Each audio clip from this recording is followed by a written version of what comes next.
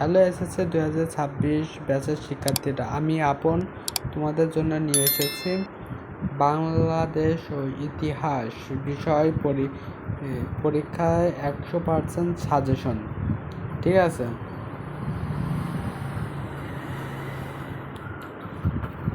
তোমরা এই সাজেশনের মাধ্যমে A+ পেতে পারো।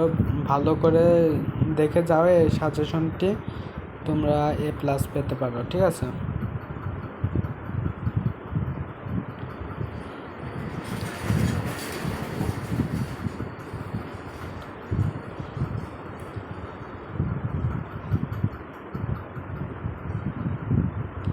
দুই অধ্যায়টি খুবই ইম্পর্টেন্ট। দুই অধ্যায় থেকে 2টা 3টা এবং কি 4টা পর্যন্ত প্রশ্ন এসে থাকে প্রতি বছর। দুই অধ্যায়টা থেকে স্বাভাবিকভাবে 2টা তো আসবেই, গ্যারান্টি। দুই অধ্যায়টি ভালো করে খুব মনোযোগ সহকারে পড়বা, এই দুই অধ্যায়টি। ঠিক আছে, দুই অধ্যায়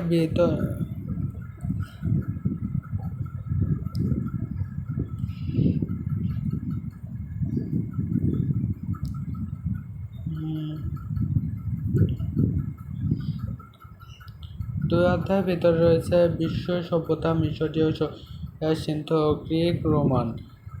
এগুলা ভালো করে দেখে যাও। এগুলা থেকে প্রায় বছরে প্রশ্ন আসে।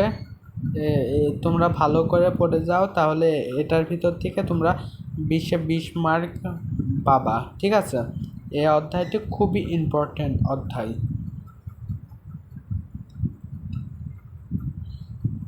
এই যে এখান থেকে প্রতি বছরই প্রশ্ন থাকেই, বুঝেছ? এই অধ্যায়টা খুবই গুরুত্বপূর্ণ অধ্যায়। দুই অধ্যায়টা যে অধ্যায় থেকেই আসুক প্রশ্ন, কিন্তু দুই অধ্যায় থেকে আসবেই প্রশ্ন। ঠিক আছে, এজন্য তোমরা ভালো করে দুই অধ্যায়টা দেখে যাও।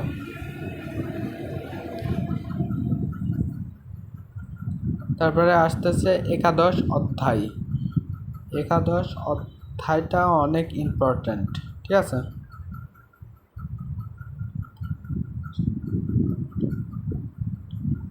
এই যে ভাষা আন্দোলন ও পরিবর্তনের রাজনৈতিক ঘটনার প্রবাহ, এটা তোমরা ভালো করে দেখে যাও। এটি পরীক্ষার জন্য খুবই গুরুত্বপূর্ণ একটা অধ্যায়।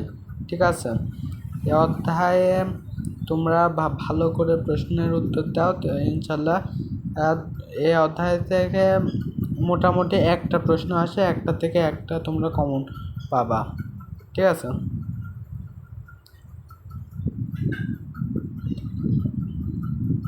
তারপর আসতেছে দ্বাদশ অধ্যায়।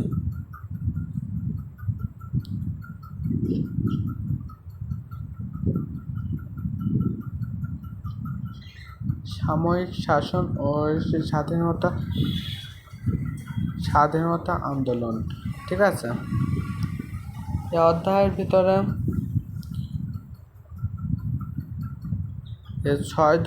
ছয় দফা আন্দোলন, তারপরে 11 দফা আন্দোলন প্রশ্ন সভ্যতা বেশি আসে। ঠিক আছে, এই অধ্যায়টা এই দুইটা টপিকটা ভালো করে দেখে যাও। এই অধ্যায়ের ভিতরে এই অধ্যায় থেকে এই দুইটা টপিকের ভিতরে প্রায় বছরই প্রশ্ন এসে থাকে। তোমরা এবার এই দুইটা টপিকটা দেখে যাবা। ঠিক আছে,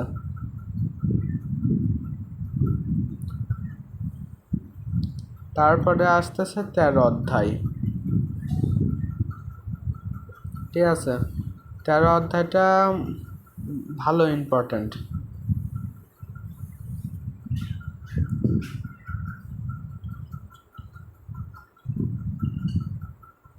এর 70 এর নির্বাচন, মুক্তিযুদ্ধ।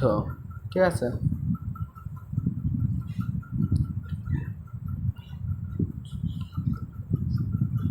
এখান থেকে বড় একটি সৃজনশীল প্রশ্ন আসবেই। বুঝেছ তোমরা? এখান থেকে একটা না একটা সৃজনশীল প্রশ্ন আসবেই, তাই এই অধ্যায়টি ভালো করে দেখে যাবা।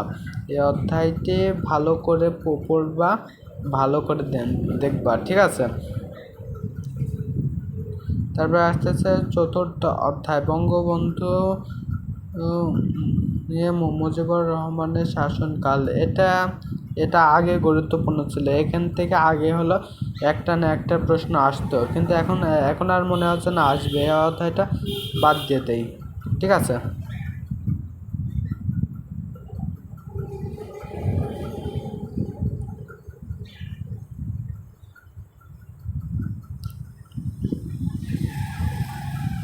তারপর তোমরা হলো তোমাদের 11টি প্রশ্ন আসে, 7টি প্রশ্ন তোমরা লিখবে।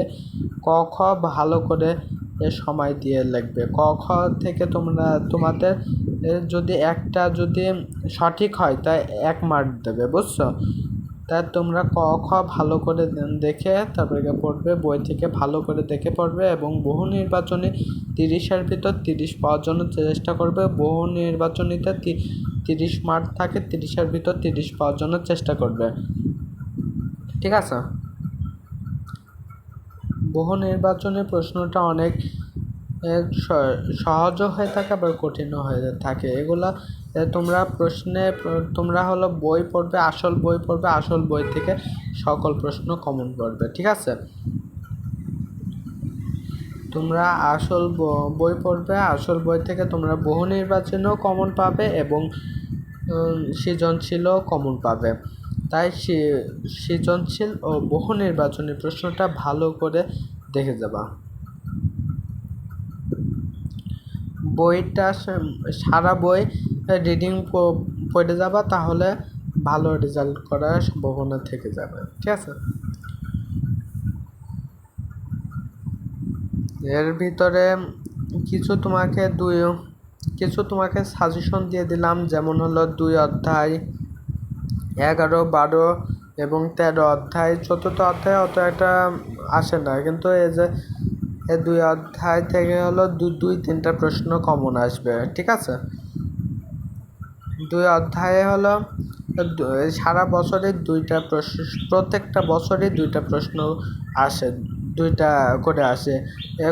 কোনো সময় 4টা পর্যন্ত আসে 2 অধ্যায় থেকে, ঠিক আছে। এই যে 2 অধ্যায়, তাহলে 2 অধ্যায়টা ভালো করে পড়বা তোমরা। 2 অধ্যায়টা বড় আছে, কিন্তু বড় থাকলেও তোমাদের পড়তে হবে। 2 অধ্যায়টা অনেক সহজ আছে, ঠিক আছে।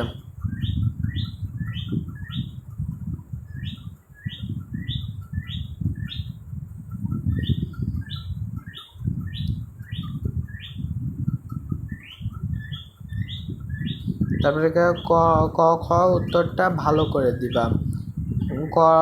কতে রয়েছে জ্ঞানমূলক প্রশ্ন আর খতে রয়েছে অনুধাবকমূলক প্রশ্ন, ঠিক আছে। এই 2টা প্রশ্ন কিন্তু সরাসরি হুবহু বই থেকে কমন আসে, ঠিক আছে। তোমরা বই ভালো করে পড়ে যাবা, আর হলো এই 2টা প্রশ্ন তোমরা ভালো করে উত্তর দিবা, তাহলে তোমরা হলো 1-এ 1 মার্ক পাবা আর 2-এ 2 মার্ক পাবা, তাহলে তারপরে আস্তে আস্তে সৃজনশীল প্রশ্ন 3 এবং 4, ঠিক আছে। গ এবং ঘ, ঠিক আছে। গ নাম্বার প্রশ্নটা হলো তোমরা 2 পেজ করার চেষ্টা করবা, 2 পেজ করবা, ঠিক আছে। আর ঘ নাম্বার প্রশ্ন হলো 3 পেজ করবা। আর প্রথমে হলো তোমরা ওপরের প্যারা মানে উদ্দীপকটা ভালো করে পড়বা, ভালো করে পড়ে বুঝবা যে উদ্দীপকে কি বলতে চাইছো। ওটা দিয়ে বইয়ের কিছু অংশ দিয়ে তোমরা প্রথমে উদ্দীপকটা পড়ে তারপরে কি বলতে চাইছো, তারপরে প্রশ্ন পড়বা, প্রশ্ন পড়ে তারপরে প্রশ্নের ভিতর কি বলতে চেয়েছে ওইটা পড়বা, ঠিক আছে। ওইটা পড়ার পর তোমরা উত্তর দিবা। উত্তরটা হবে 3 প্যারা। খ নাম্বার উত্তরটা হবে 3 প্যারা, ঠিক আছে। তারপর ঘ নাম্বার উত্তরটা হবে 4 প্যারা, ঠিক আছে। আর তোমাদের খ নাম্বার প্রশ্নের উত্তরটা হবে 2 প্যারা। তোমরা প্যারা করে করবা, তাহলে ভালো করে লিখবা, তাহলে তোমাদের ভালো ফলাফল আসবে।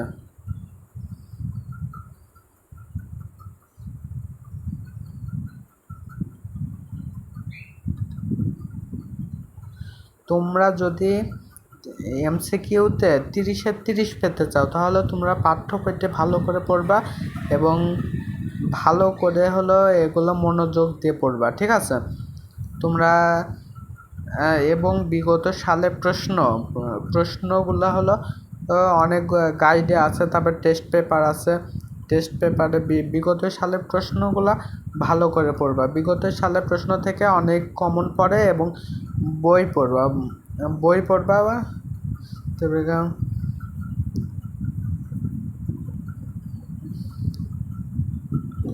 তারপরে এ থেকে শেষ করলাম। আল্লাহ হাফেজ। তোমরা ভালো করে পরীক্ষা দিবা এবং বেশি করা যদি গার্ড পড়ে, তাহলে তোমাদের খাতা আবোল তাবোল লেখার দরকার নাই। তোমরা যতটুকু পড়েছো ততটুকু লিখে দিবা, তাহলে এনাফ হয়ে যাবে, ঠিক আছে?